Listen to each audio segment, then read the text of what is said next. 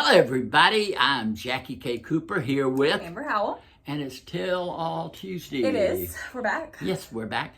And I have authors on my mind. Yes. We just finished a Mailbag Monday. We got a lot of good books, but I got an email from Karen Slaughter, my close, wonderful friend, Karen Slaughter. I'm crazy about her. But she has had so much success now with Will Trent. Yeah. It's a Netflix series? No, what it's is it? ABC. Okay, so it's on cable. Yes. ABC. I mean, it's network. Okay.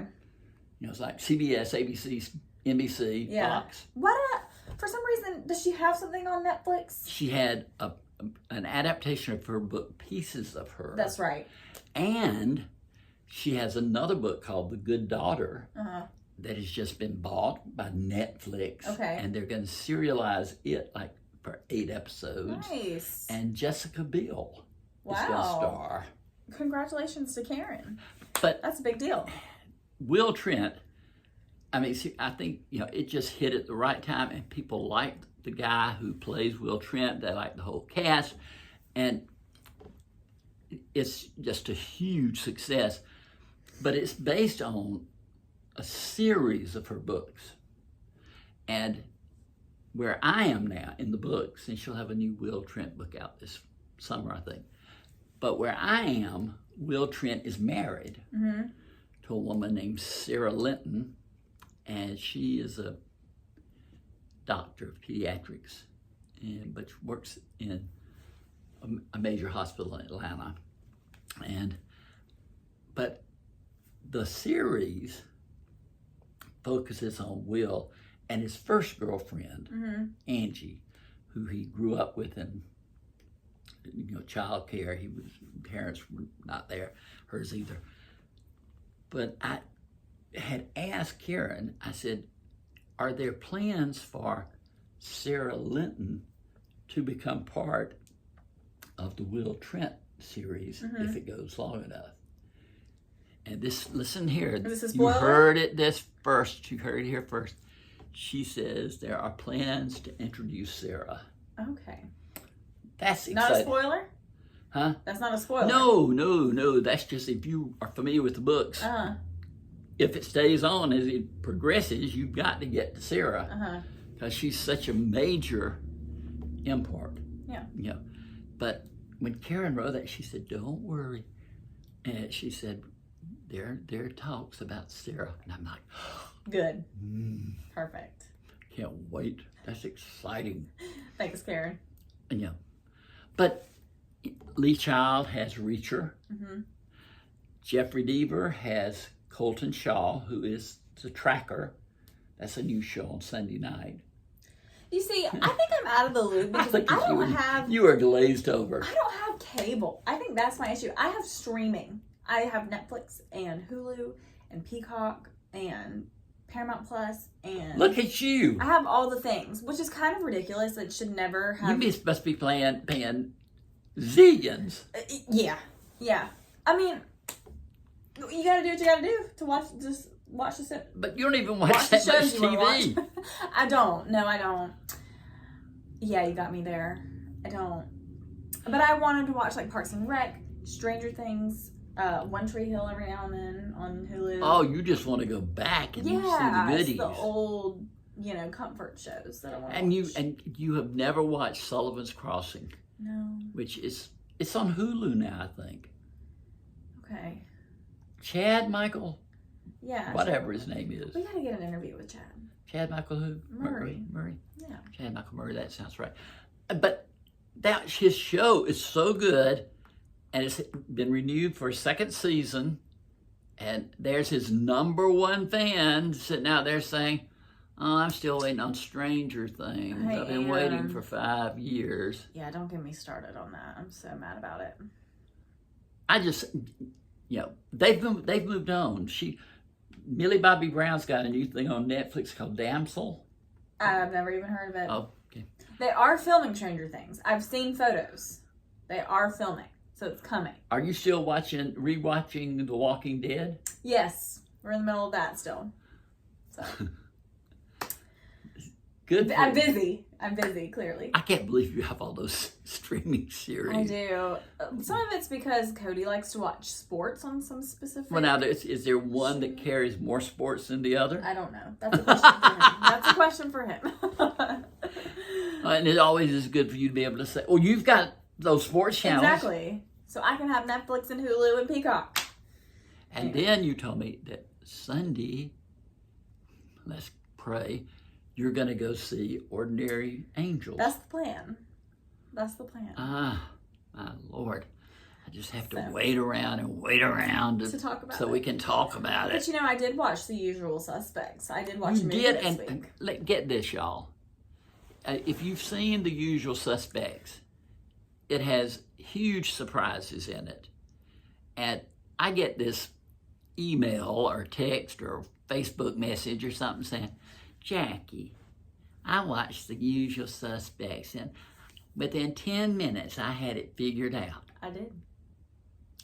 Nobody had that movie figured out. I think it's because I went into it knowing to look for a twist. So I guessed the twist in the first 10 minutes.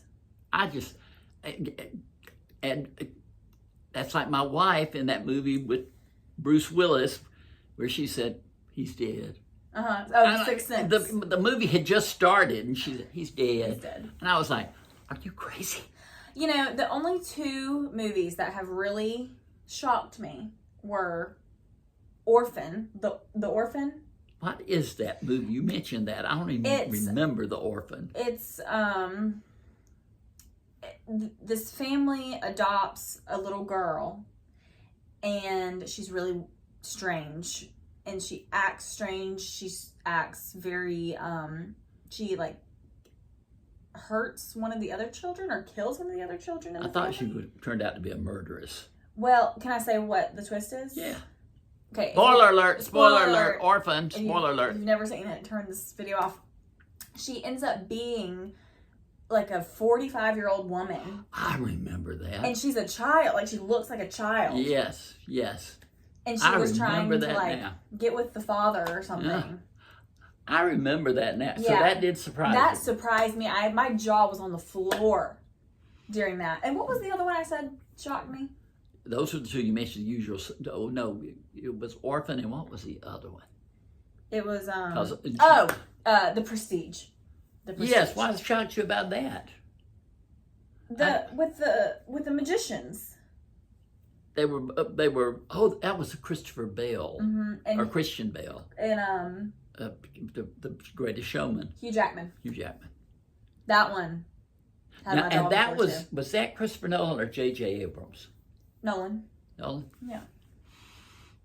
So, guys, if you have seen The Usual Suspects or Orphan or The Prestige, let us know your thoughts on those movies. Let me ask you, have you been noticing? I'm so proud of myself. Oh boy. I have been posting things on Instagram. Yeah. I am so proud of myself. He's finally figured out after 3.5 years how to post on Instagram. Amber always had to post everything. Yeah. And then I just thought one day, I thought, I bet I could do that. He figured out how to Zoom people without me. Post on Instagram. Pretty soon, I'm not going to be needed anymore. I haven't got a ponytail. So, let me ask you something else. I didn't even think about this, but on Tell a Story Thursday, I'm going to be talking about concert etiquette. Okay. It's my grumpy old man, get off my lawn thing, because it was way back, and Terry and I went to a concert, and I hated the way people acted. What is concert etiquette now? Everybody's eating and drinking. Today, when I get to a concert, I want my space, and I don't want... What amounts to your space? You've got one little seat. Well, if you have a seat, then you should be able to at least, like, put your legs out a little bit, next to you. Maybe move your arms a little bit, have a little bit of space to do that. And then the other thing is, if you should not be screeching lyrics. Like, to where you can't even hear the singer. I know that's happened a lot with Taylor Swift. That would drive me nuts. Yeah. I'm trying to listen to Taylor Swift, and somebody thinks they are the next Taylor Swift. Well, they're screeching. Like, it doesn't sound good. Like, obviously you're singing at a concert, singing along or whatever, but this, I mean, if you're screeching, you know. Okay. The other day, I read that Madonna was giving a concert. Mm-hmm. She told somebody to stand up, right? She told them to stand up. What are you doing seated? The person was in a wheelchair. Mm-hmm. But I couldn't stand up for a whole concert. Yeah. No, I can't even stand up. Well, Taylor Swift's concert was 3 hours. I had to sit down. You stood up for 3 hours? No, I sat down. But if you sit down, can you see? No. See? Because everybody's standing up. It's normal for everybody to stand. When did that become the thing? I've never gone to a concert where I didn't stand up. I've never gone to one where I did. I don't know when it changed. I mean, seriously, because, I mean, I know that now it's, you don't ever sit down. You're just standing there screaming, and then, I mean, but when she's talking, do you sit down? No. You still stand up. You still stand up. Have you watched her concert on Disney Plus? Is I that watched one it you in the have? theater. I know, but they added stuff for the Oh, yeah, that's 4 true. songs. I haven't. And they call it Taylor's version. Did you watch it? No. I don't have Disney Plus. Oh, yeah. Is that one of yours? We do have it, but only thanks to Carmen. She lets us borrow it. Oh, Thanks, Carmen. you don't say that. You don't say that. Can't tell that. No, you don't. They'll come out there and yank her Yeah. Disney Plus. Revoke her Disney Plus account. Carmen is an alias. We don't know who this girl is. We don't know. Don't take it away, Disney. Oh my gosh. But anyway, it was because you'll see if you listen to the Tell Me a Story Thursday, we went to a concert and everybody drove me crazy. Yeah. We used to go to, just a little preview, but we used to go to all the Theater of the Stars in Atlanta. They'd have different plays and concerts and all. And people would always come late. Mm-hmm. And they would, they don't have seats on the front row and come late. So you distracted everybody. And the person's trying to perform and people are filing in. And then, I remember we went to see, God knows this was a million years ago, but it was a musical version of Gone with the Wind. Uh-huh. Never made it to Broadway, I don't think. But if you know the story of Gone with the Wind, one of the climactic things that happened toward the end of the movie and the play is the little girl dies. She's in an accident with a horse, riding a horse. And then it goes on to the parents' reaction, blah, blah, blah. People got up once Bonnie died and were like, we got to get to the parking lot. We got to get out of the parking lot. We got to get home. And they're just... I think it's different if you're at a Taylor Swift concert versus a play or a musical or something. Because at Taylor Swift's concert, you're not going to notice people walking. There's 80,000 people. Because you're all standing up and mingling together. Right. There's 80,000 people. It doesn't matter if people have to come late or leave early. So I think it depends on the venue. Sounds good to me. And that's that. That put the final stamp on that, didn't it? Conversation? Wow. Well, that's Tell All Tuesday right there.